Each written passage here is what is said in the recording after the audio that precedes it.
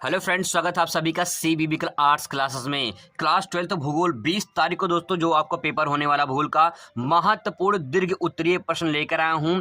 दोस्तों अगर आप इतना तैयार कर लेते हैं तो इसी में से आपका 2 क्वेश्चन फंसने वाला है। तो चलिए शुरुआत करते हैं दोस्तों और समझते हैं। भूगोल का पेपर हलवा होगा, यही छाप कराना आपका जलवा होगा। जहाँ दोस्तों बस 100% दोस्तों गारंटी, ये विश्वास करिए, भरोसा करिए। जो मैंने हिंदी के पेपर में दोस्तों निबंध जो जीवन परिचय बताया था वो पेपर में आया है। अगर कोई विश्वास भरोसा नहीं है तो आप दे सकते हैं। ऐसा नहीं है कि जो है सब्सक्राइबर कम है तो इसका मतलब ये नहीं कि आपको क्वेश्चन सही नहीं बताया जाएगा। दोस्तों विश्वास करिए, भरोसा करिए। भले से सब्सक्राइबर कम है लेकिन आपको इतना भरोसा दिलवा रहा हूं कि आप अच्छे नंबर से पास हो जाएंगे। और जो दोस्तों आपको बताने वाला हूं ये आपके पेपर में आने वाले हैं। तो चलिए शुरुआत करते हैं, समझते हैं और आपको याद भी करवाते हैं कि कैसे हम क्वेश्चन को तैयार कर सकते हैं। क्योंकि लॉन्ग क्वेश्चन है तो आपको यहाँ पे बहुत थोड़ा सा टाइम देना पड़ेगा और आपको अच्छे से तैयार भी हो जाएगा। दोस्तों जो इम्पोर्टेंट लॉन्ग क्वेश्चन मैं आपको करवाने वाला हूं, अगर आप इसे तैयार कर लेंगे तो आपको पक्का फायदा जरूर होगा। चलिए शुरुआत करते समझते हैं। भारत में जनसंख्या असमान वितरण के कारणों का वर्णन कीजिए। इसी क्वेश्चन दोस्तों रिपीट किया है और अथवा करके पूछ लिया है।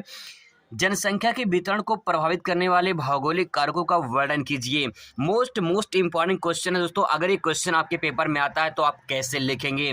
देखिए क्वेश्चन किसी प्रकार से घुमा सकता है तो आपको घबराना नहीं है। आपको इतना ध्यान में रखना है कि भारत में जनसंख्या के असमान वितरण के कारण के बारे में पूछा है। जनसंख्या के वितरण को प्रभावित करने वाले कारक के बारे में पूछा गया है। कारक चाहे कहें चाहे कारण कहें, बात एक ही होता है। कारण अजय कारक दोनों एक ही चीजें हैं। अब दोस्तों इस बात को अगर क्वेश्चन आता है इसको आंसर कैसे लिखेंगे। सबसे पहले आपको एक प्यारा सा हेडिंग देना है। भारत में जनसंख्या के वितरण को प्रभावित करने वाले कारक। आपको इस तरह से एक सुंदर सा हेडिंग दे देनी है। दोस्तों ध्यान रखना, आपको राइटिंग बहुत बड़ा प्रभाव पड़ता है तो राइटिंग पे थोड़ा ध्यान दीजिएगा, ठीक है। अब दोस्तों यहाँ पे जो आपको हेडिंग लिखना है, सबसे पहले तो आपको हेडिंग लिखना है, ठीक है। आपको पहले मैं बता दूं कि यहाँ पे क्वेश्चन क्या कहना चाह रहा है। दोस्तों क्वेश्चन में ये कहना चाह रहा है कि भारत में जनसंख्या वितरण, जैसे मान लीजिए कि भारत में इसे मान लो कोई क्षेत्र है ये, ठीक है, कोई एक क्षेत्र ये है, या मान लेते हैं यूपी है और वहीं मान लेते हैं सिक्किम है, ठीक है। तो यूपी में क्या कारण है कि सर्वाधिक जनसंख्या है, पूरे भारत की सबसे ज्यादा आबादी यूपी में रहती है, ठीक है। और क्या कारण है कि सिक्किम में आबादी कम रहती है। तो दोस्तों इसके पीछे रीजन क्या है, वितरण, ये इसका वितरण मतलब बटा होना। तो ये जो बटा हुआ है इस तरह से, जनसंख्या यहाँ ज़्यादा है यहाँ पे कम है। जो भारत के दोनों एक ही राज्य हैं, मतलब राज्य हैं भारत के, ठीक है, फिर भी जनसंख्या यहाँ पे अलग अलग क्यों है, इसका कारण क्या है। यही दोस्तों आपसे कारण पूछा जा रहा है कि कारण क्या है भैया, कारण बता दो कि जनसंख्या अलग अलग जगह पे क्यों पाई जाती है, कहीं ज़्यादा कहीं कम, क्या कारण है ये बताना है। दोस्तों यही क्वेश्चन एग्जाम में पूछ रहा है। अब चलिए शुरुआत करते हैं, समझते हैं। सबसे पहले यहाँ पे देखिए हम लोग बात करेंगे भौगोलिक कारण में। अगर मान लीजिए अलग से पूछ लेता है कि भौगोलिक कारण सिर्फ बताइए, तो सिर्फ आपको भौगोलिक कारण ही बताना है। इसी भौगोलिक कारण को आप प्राकृतिक या भौतिक कारक भी ले सकते हैं, कोई दिक्कत दोस्तों नहीं होगा।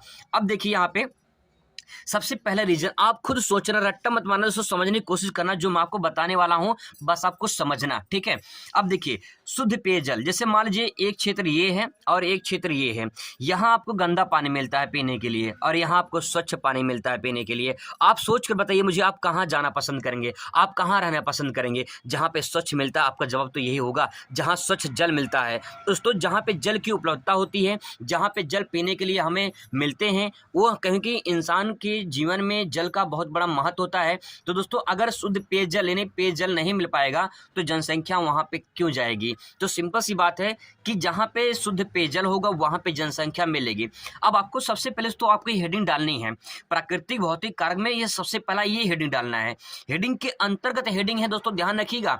अगर आप इस तरह से लिखेंगे तो मैं आपको भरोसा दिला रहा हूँ, विश्वास दिला रहा हूँ, तो अगर ये क्वेश्चन 9 नंबर में पूछा जाएगा, नहीं 6 नंबर पूछा जाएगा मान लेते हैं, तो आपको 6 में 6 अगर लाना है, मैथ की तरह नंबर लाना है, तो आपको ये काम करना हो। क्योंकि आर्ट साइज में पूरा नंबर दोस्तों नहीं मिलता है अगर आप सही तरीके से नहीं लिखे, लेकिन अगर लिखे हैं तो मिल भी सकता है, ऐसी बात नहीं मिलता नहीं है दोस्तों। वही मैं आपको बताना चाह रहा हूँ कि कैसे आपको पूरा नंबर मिलेगा। हेडिंग के अंतर्गत हेडिंग है तो यहाँ पे पहले आपको लिखना शुद्ध पेयजल, इसके बारे में फिर आपको 2-4 लाइन लिखना है।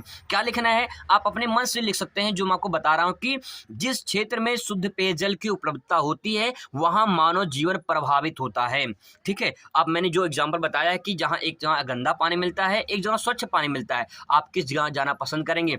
आप ये डायग्राम बना के एग्जाम्पल अगर दे दे थोड़ा सा कि यहाँ गंदा पानी मिलता है, यहाँ स्वच्छ पानी मिलता है, तो मानव जनसंख्या प्रभावित होती है। अगर आप ऐसे डायग्राम भी बना देंगे ना, तब भी दोस्तों आपका सही हो जाएगा। 100% गारंटी दोस्तों बोल रहा हूँ। जो एग्जामिनर कॉपी चेक करते हैं उनकी पूरी की पूरी बात ये बता रहा हूँ मैं कि कैसे कॉपी चेक होती है। डायग्राम और चित्र, मानचित्र का प्रयोग जरूर करना है आपको पेपर में, खासकर लॉन्ग क्वेश्चन में। इसके बाद दोस्तों धरातलीय संरचना देखिए। धरातलीय संरचना आप खुद सोचिए, अगर आप कभी जो है पहाड़ पे गए हों, ठीक है, कभी जो है पर्वत पे गए हैं, कभी पठार पे गए हों, कभी मैदान पे हों, तो आप सभी ज़्यादातर मैदान पे ही होंगे, पर्वत पठार देखे होंगे। आप खुद इमेजिन करिए कि सबसे ज़्यादा आबादी कहाँ पे रहती है, सबसे ज़्यादा मानव बसाव कहाँ पे रहता है। यानी दोस्तों आपका जवाब होगा सबसे ज़्यादा मानव कहाँ रहता है, तब आपका जवाब होगा कि सबसे ज़्यादा मैदान में ही रहते हैं, ठीक है। पर्वत पे तो बहुत कम देखने को मिलते हैं, तो दोस्तों यहाँ पे मैदान में ऐसा क्या है कि मानव यहाँ ज़्यादा देखने को मिलते हैं कि भैया यहाँ मानव इसलिए ज़्यादा देखने को मिलते हैं क्योंकि मैदान पे मानव की आवश्यकताओं की पूर्ति हो जाती है, तो इसीलिए मानव यहाँ पे ज़्यादा बसना पसंद करता है, इसीलिए मैदान प्रभावित करते हैं कहीं न कहीं, ठीक है। तो दोस्तों ये एग्जाम्पल आप इस तरह से बना सकते हैं, ये डायग्राम भी आप बना सकते हैं इस तरह से, पर्वत बना देना, पठार बना देना, मैदान बना देना। ये पर्वत है, ये पठार है, ठीक है, ये पठार है। पर्वत मैदान से ऊंचा उठा भाग जिसका ऊपरी सिरा समतल होता है उसे पठार कहते हैं। पठार से ऊंचा उठा भाग जिसका ऊपरी सिरा नोकीला होता है उसे पर्वत कहते हैं। दोस्तों समझ में आ रहा होगा आई होप। अब दोस्तों इसके बाद जो आप ये डायग्राम बनाएंगे, यहाँ पे 2-4 आदमी ऐसे बना दिए फटाफट, क्या करना है बस ऐसे करना है और ज़्यादा टाइम थोड़ी लगाना है, ठीक है वहाँ पे। तो दोस्तों इस तरह से अगर आप पेंसिल लिखते हैं तो आपको मैथ की तरह पूरा नंबर मिलेगा, ये दोस्तों विश्वास करिए, भरोसा करिए। आगे देखिए जलवायु, सिंपल सी बात ये है कि जलवायु प्रभावित करती है। जैसे देखिए कहीं पे उष्ण जलवायु है, कहीं पे शीत जलवायु है और कहीं पे शीतोष्ण जलवायु है, आपने पढ़ा होगा इन सब के बारे में। अगर इस प्रकार से जलवायु कहीं ज़्यादा गर्मी पड़ रही है, ठीक है, जैसे मैं अगर कहूँ राजस्थान के मरुस्थल में आप चले जाइए, वहाँ पे बिताइए, वहाँ पे अपनी ज़िंदगी बिताइए, तो हो सकता आप वहाँ पे ना जाएं क्योंकि वहाँ पे गर्मी बहुत ज़्यादा है। अगर मैं आप कहूँ कि चले जाइए आप जो है शीत मरुस्थल में, जहाँ पे शीत मरुस्थल समझ लो लद्दाख है, ठीक है, जम्मू कश्मीर है, हालांकि वहाँ इंसान रहते हैं, लेकिन जहाँ पे एकदम बर्फबारी होती है उस बर्फ में रहना, तो आपको हो सकता है कि आपको पूरी ज़िंदगी ना बिता पाएँ वहाँ पे। शीतोष्ण, यहाँ पे थोड़ा सा शीत, थोड़ा सा उष्ण में थोड़ी सी गर्मी, थोड़ी सी ठंडी यहाँ पे होती है, तो मानसून यहाँ पे मतलब जलवायु ज़्यादा प्रभावित होती है और मानव भी जीवन यहाँ पे ज़्यादा निवास करना चाहते हैं क्योंकि यहाँ जलवायु अनुकूल होती है। तो दोस्तों सवाल ये है कि जलवायु भी मानव जीवन को प्रभावित करती है, यही बात आपको इसमें लिखना है कि जलवायु जो होती है उष्ण जलवायु, शीतोष्ण जलवायु, शीत जलवायु में मानव जीवन को प्रभावित करती है, इसीलिए मानव अलग अलग जगह पे दिखाई देती है, ठीक है। अब देखिए यहाँ पे अगला पॉइंट है उपजाऊ मिट्टी।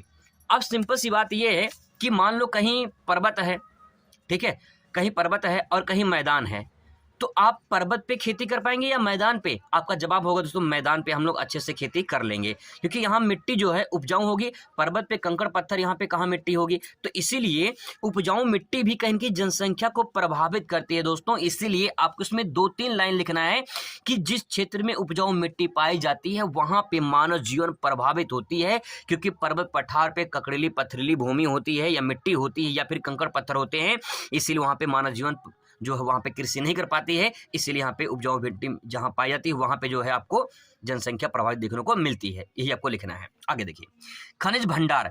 दोस्तों खनिज भंडार में ऐसा क्या है, खनिज भंडार में दोस्तों आपको बता दें कि जहाँ पे जिस क्षेत्र में, जैसे मान लो छोटा नाग पठार है, उस एरिया में वहाँ पे खनिज के भंडार ज़्यादा है, तो यहाँ पे मानव जीवन जाना पसंद करेगा क्योंकि वहाँ भाई रोजगार मिलेगा उससे, खनिज के भंडार है वहाँ पे, उसको जो मूलभूत आवश्यकताएं हैं वहाँ से मिल जाएंगे उसको। तो दोस्तों यहाँ पे खनिज भंडार भी कहीं की प्रभावित करता है। तो दोस्तों ये 5 पॉइंट मैंने आपको बता दिया है, आई होप कि आपको समझ में आ गया होगा कि ये 5 पॉइंट कैसे लिखना है, ठीक है। इसका पीडीएफ मैं आपको बता दूंगा, अवेलेबल करवा दूंगा, पीडीएफ मिल जाएगा, वो घबराना बिल्कुल नहीं है। अब देखिए यहाँ पे ये तो भौतिक कारक हो गया या प्राकृतिक कारक हो गया। अब इसके बाद देखिए अगला कारक, अगला कारक दोस्तों यहाँ पे दे सकते हैं आर्थिक कारक। दोस्तों भागना नहीं, पूरा रिवाइज कर लीजिए, बस आपको रिवाइज करना मैं बता रहा हूँ कि बस हेडिंग बता दे रहा हूँ। अगर आप इतना तैयार कर लेंगे तो आप हेडिंग के अंदर कुछ भी लिख देंगे ना तो आप परफेक्ट नंबर पाएंगे दोस्तों, परफेक्ट नंबर पाएंगे। आगे देखिए आर्थिक कारक में, आर्थिक कारक में हम यहाँ पे खनिज संसाधन ले सकते हैं, ठीक है। देखिए यहाँ पे मैंने आपको बताया था खनिज भंडार, ठीक है, यहाँ पे मैंने आपको बताया था खनिज भंडार के बारे में, ठीक है। और दोस्तों यहाँ मैं आपको बता रहा हूँ खनिज संसाधन के बारे में, तो वही चीज़ है, लेकिन यहाँ पे सवाल ये है कि खनिज संसाधन में, जिस क्षेत्र में खनिज संसाधन उपलब्ध होते हैं वहाँ पे जनसंख्या ज़्यादा देखने को मिलती है, आप ये हेडिंग लिख के इसमें कम से कम 2-3 लाइन लिख देंगे, ऐसा कि जहां जिस क्षेत्र में खनिज संसाधन उपलब्ध होते हैं मानव जीवन वहां प्रभावित होती है, बस और कुछ नहीं करना है।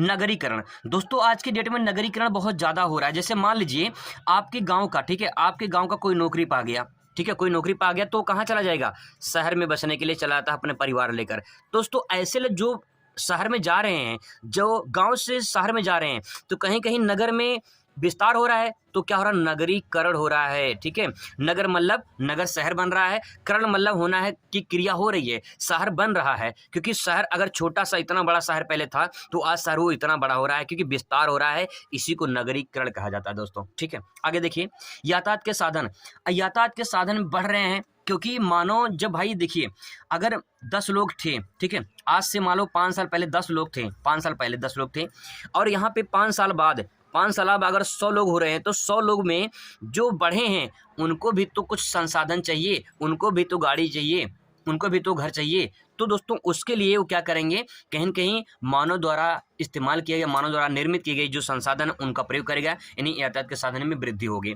औद्योगिकरण, औद्योगिकरण दोस्तों कहीं न कहीं औद्योगिकरण ये होता है कि जहाँ पे जिस क्षेत्र में औद्योगिकरण का प्रभाव होता है, जहाँ पे उद्योग इंडस्ट्रियल एरिया जहाँ होते हैं, जहाँ कंपनियाँ ज़्यादा होती हैं, वहाँ लोग जाना पसंद करते हैं। जैसे मुंबई हो गया, दिल्ली हो गया, बेंगलोर हो गया, ठीक है, यहाँ पे लोग ज़्यादा पसंद क्यों करते हैं जाना, क्योंकि वहाँ पे रोजगार मिल जाते हैं, औद्योगिकरण ज़्यादा है इसीलिए।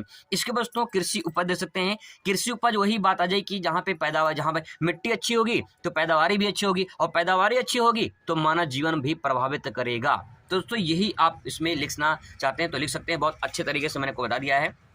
अब देखिए अगला पॉइंट यहाँ पे, सामाजिक और सांस्कृतिक कारक। लॉन्ग क्वेश्चन है, इसलिए अगर आप लिखेंगे तो लॉन्ग क्वेश्चन ध्यान रखेंगे, कम से कम आपको 3 से 4 पेज में लॉन्ग क्वेश्चन लिखना है।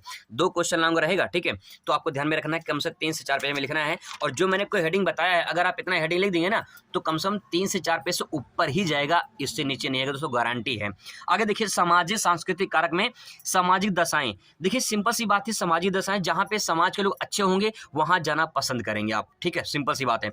राजनीतिक शांति, भाई सिंपल सी बात है, जहाँ पे राजनीतिक उपद्रव होते हैं, जैसे अगर आपसे कह दिया जाए कि भाई आप जो है जहाँ पे जाइए जहाँ पे ज़्यादा मारपीट होती है वहाँ पे रहकर देखिए, अपनी ज़िंदगी बिताइए, तो हो सकता है कि आप अपना ज़िंदगी ना बिता पाएँ। आगे देखिए धार्मिक क्षेत्र का महत्व। धार्मिक क्षेत्र के महत्व में आप इसमें लिख सकते हैं कि ऐसे बहुत सारे धार्मिक स्थल हैं, जैसे कि मैं वाराणसी की बात करूं, ठीक है, प्रयागराज की बात करूं, या फिर जो है वृंदावन की बात करूं, तो यहाँ पे लोग धार्मिक स्थल है तो यहाँ पे ज़्यादा बसाव लोग पसंद करना चाहते हैं।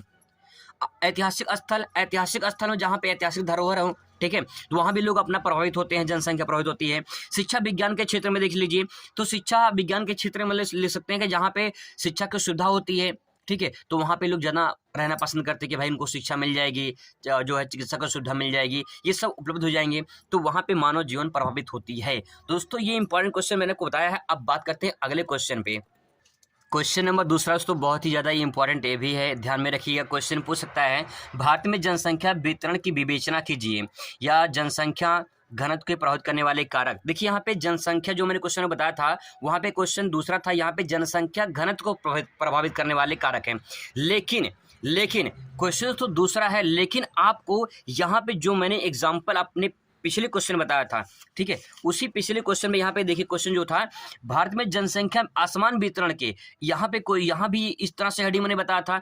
अब दोस्तों वही हेडिंग आपको यहाँ भी इस्तेमाल करनी है, जनसंख्या घनत्व को प्रभावित करने वाले कारक है। क्योंकि जनसंख्या, क्या कारण है कि बिहार में सर्वाधिक जनसंख्या है, और क्या कारण है कि अरुणाचल प्रदेश में 1 किलोमीटर में केवल 17 व्यक्ति ही निवास करते हैं, क्या कारण है ऐसा। तो दोस्तों जो कारण मैंने यहाँ बताया है, यहाँ पे क्वेश्चन में देख लीजिए, इसी क्वेश्चन में ऐसे ही कारण आपको यहाँ पे लिखने हैं, और इसमें एक छोटा सा डायग्राम बना देना है। अगर ये मैपिंग आप कर देते हैं, आपको मैप मिलेगा, वहाँ पे देख के छोटा सा बना देंगे कि सर्वाधिक जनसंख्या कहाँ पे है, सर्वाधिक बिहार में है, ठीक है, सबसे कम कहाँ पे, अरुणाचल प्रदेश में है। तो दोस्तों इस तरह से अगर बना देते हैं तो आपको मैथ की तरह पूरा नंबर मिल जाएगा, और सही तरीके से आप पूरा नंबर पा जाएंगे।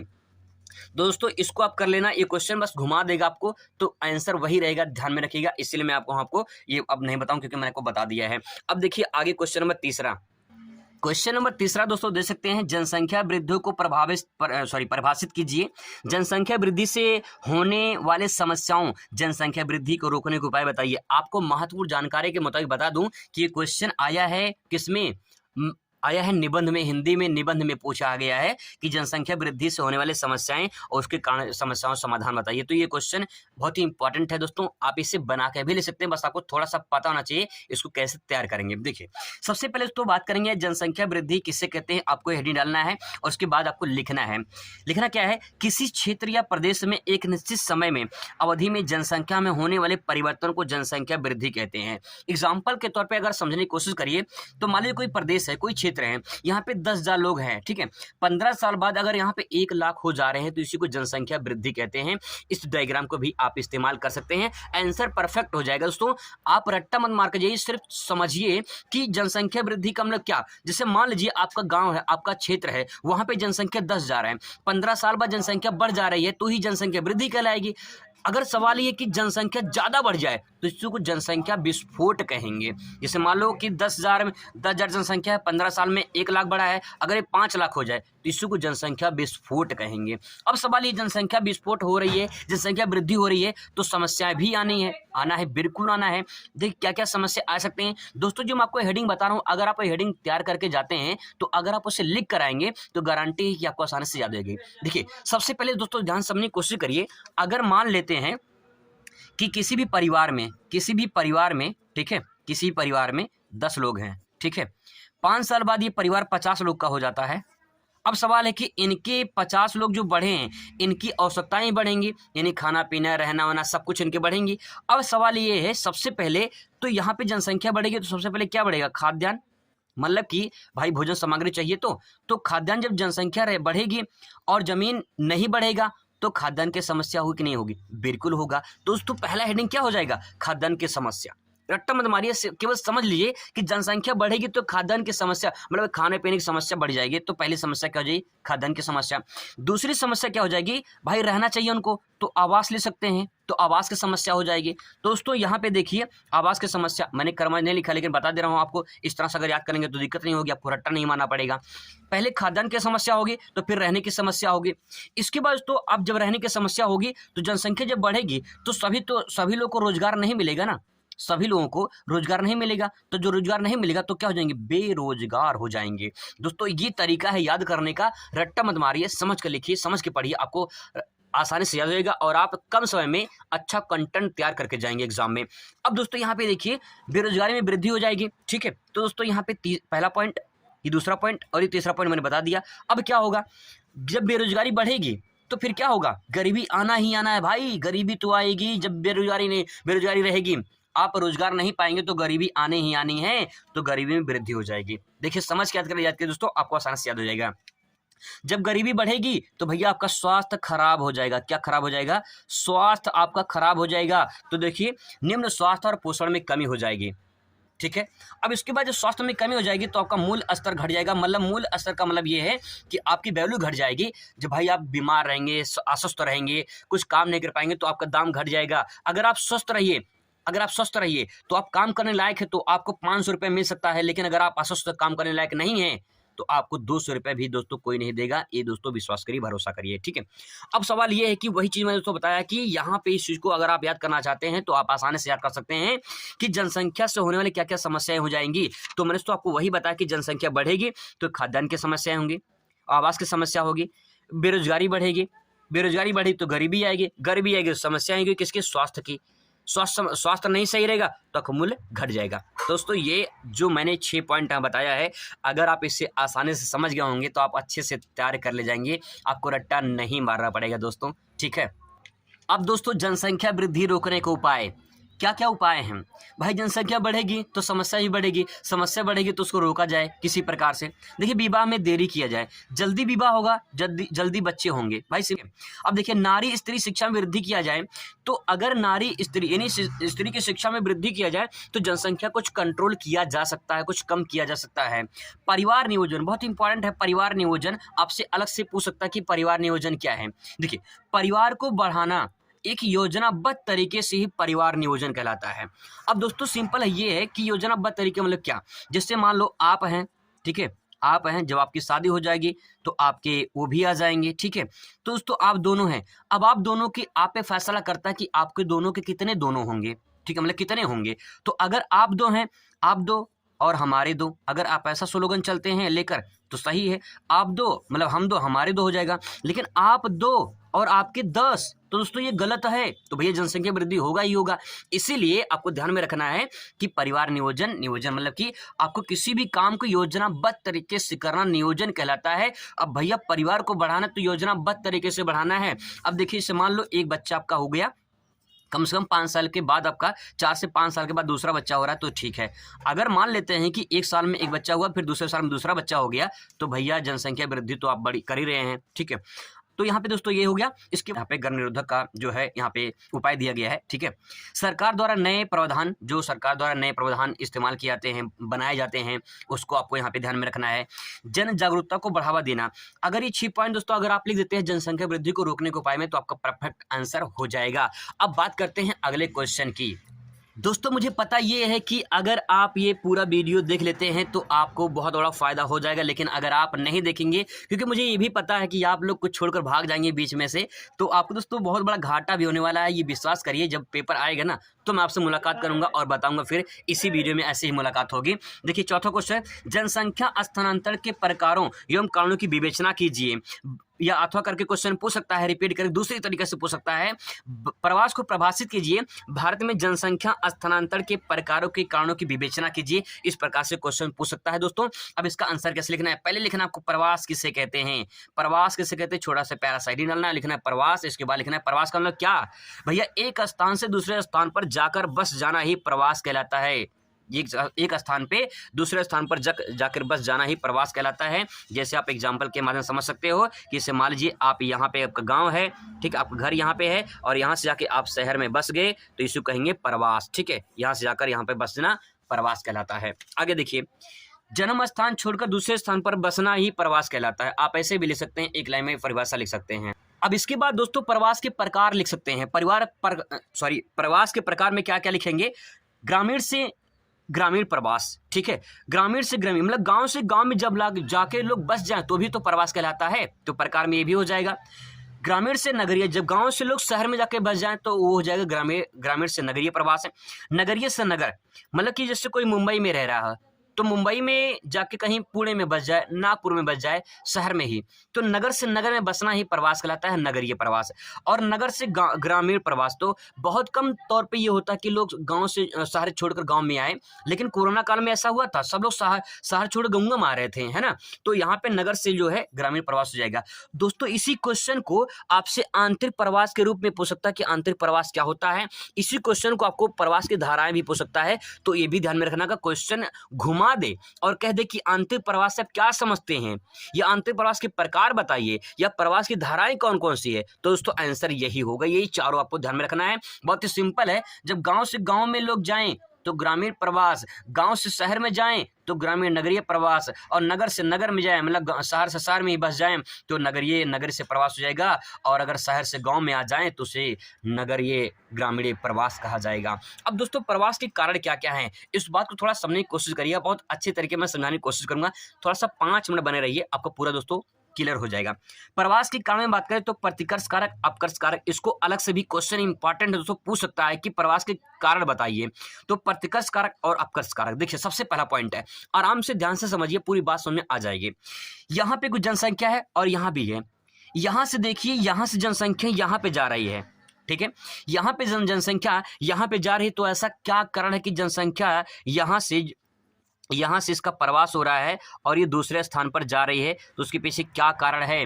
कारण दोस्तों ये है कि यहाँ पे जनसंख्या इसलिए जा रही है क्योंकि यहाँ बेरोजगारी है, यहाँ महामारी है, यहाँ अशांति है दोस्तों, यहाँ असुरक्षा है, यहाँ प्राकृतिक विपदा आती है। यही कारण कि भैया यहाँ जनसंख्या नहीं रहना चाहेगी, यहाँ से छोड़कर दूसरे स्थान पर चली जाएगी। तो मेरे भाई यही आपको तैयार करना है कि प्रतिकर्ष कारक मतलब जिस स्थान को छोड़कर दूसरे स्थान पर जाकर चले जाएं, बस जाएं, तो उसे प्रतिकर्ष कारक कहेंगे। जैसे बेरोजगारी है, महामारी है, अशांति है, असुरक्षा है, प्राकृतिक विपदा है।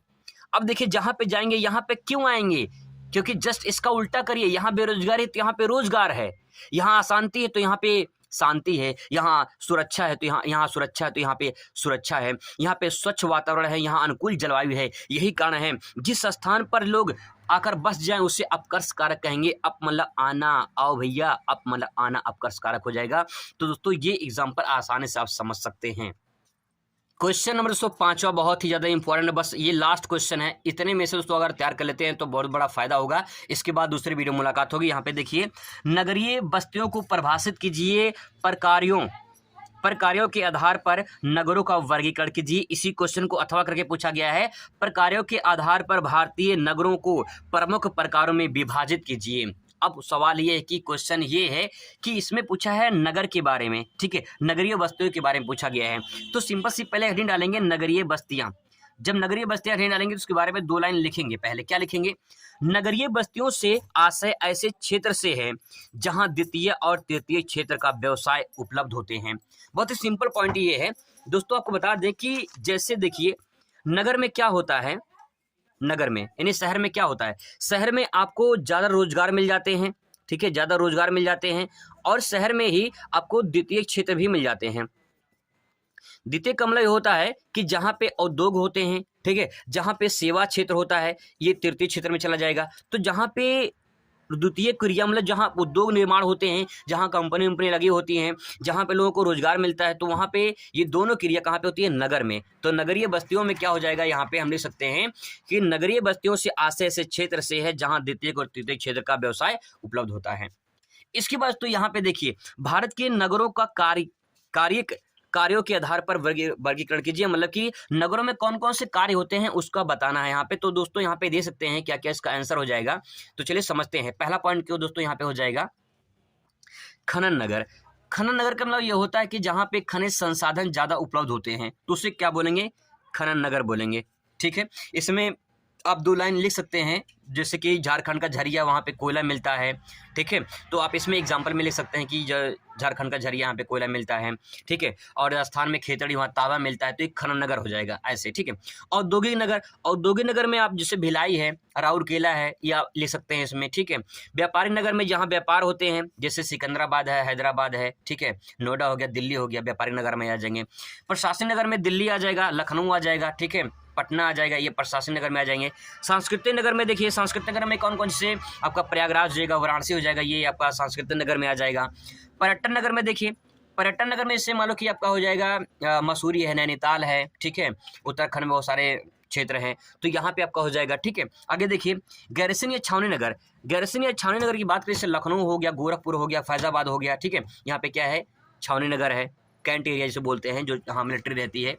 धार्मिक नगर की बात करें, जैसे वृंदावन हो गया, चित्रकूट हो गया, प्रयागराज हो गया, इलाहाबाद भी हो गया, सॉरी हाँ वही बातें की है, वाराणसी भी हो गया। शैक्षिक नगर में देखिए, जैसे शैक्षिक नगर में तो कोटा है, पटना है, इलाहाबाद है, वाराणसी है, आप शैक्षिक नगर में कर सकते हैं। परिवहन नगर में दिल्ली है, मुंबई है और लखनऊ भी आ जाएगा इसमें। तो इसमें दोस्तों ये जो पॉइंट आप इसमें ये लिख सकते हैं कि इसमें कौन कौन से नगर आ जाते हैं। तो दोस्तों ये 5 क्वेश्चन जो मैंने आपको बताया है इंपॉर्टेंट, आपको इसको तैयार करके जाना है। आई होप कि आपको समझ में आया होगा और आपका अच्छे से तैयार हो जाएगा। अगर आपको पीडीएफ चाहिए तो पीडीएफ लेने के लिए आप कमेंट करिए, ठीक है। एक नंबर है, इस नंबर पे 87 56 41 41 60 ये व्हाट्सअप नंबर है। आप इस पर कमेंट करेंगे तो आपको जो है ये पीडीएफ पूरा अवेलेबल करवा देंगे। आई होप दोस्तों आपको समझ में आया होगा। मुलाकात दूसरी वीडियो में। Thanks for watching.